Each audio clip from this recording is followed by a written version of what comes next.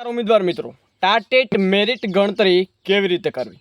આટલા માર્ક્સ ઉમેદવારોને ઉમેરવામાં આવશે ફાઇનલ મેરિટમાં. મિત્રો અત્યારે જ ચેક કરો તમારું મેરિટ કેલ્ક્યુલેશન કેવી રીતે કરવું. મહત્વની જાહેરાત છે, અંત સુધી માહિતી જરૂરથી નિહાળજો.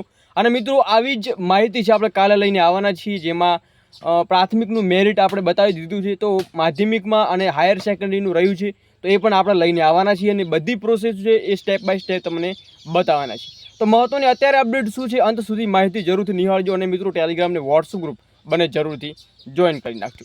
તો મહત્વની અપડેટ તમે જોઈ રહ્યા છો કે 1 થી 5માં જે આપણું મેરિટ કેલ્ક્યુલેશન છે કેવી રીતે કરવાનું છે. ધોરણ 12ના 20% ગણવાના છે, જેમાં મિત્રો તમારા માર્ક્સ આવે એ આ બોક્સમાં લખવાના રહેશે. સ્નાતકના મિત્રો 5% ગણવાના, જે બોક્સ ઉપર લખવાના રહેશે. ડીએલ અને પીટીસી કરેલ છે તો આ બોક્સમાં લખવાના રહેશે.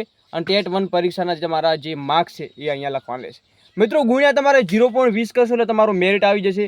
જે પ્રમાણે બધું મેરિટ કરી ફાઇનલ તમારું મેરિટ અહીંયા જોવા મળશે, જે તમારું 1 થી 5માં મેરિટ રહેવાનું છે. આના ઉપર તમારું સિલેક્શન પ્રોસેસ છે એ રહેવાની છે. બીજી માહિતી આપું, 1 થી 5માં આવી ગયું તો મેરિટ 6 થી 8માં ટેટ 2 ઉમેદવારો માટે શું છે? તો સ્નાતકના 20% છે જે બોક્સમાં લખવાનું રહેશે. અનુસ્નાતકના 5% છે.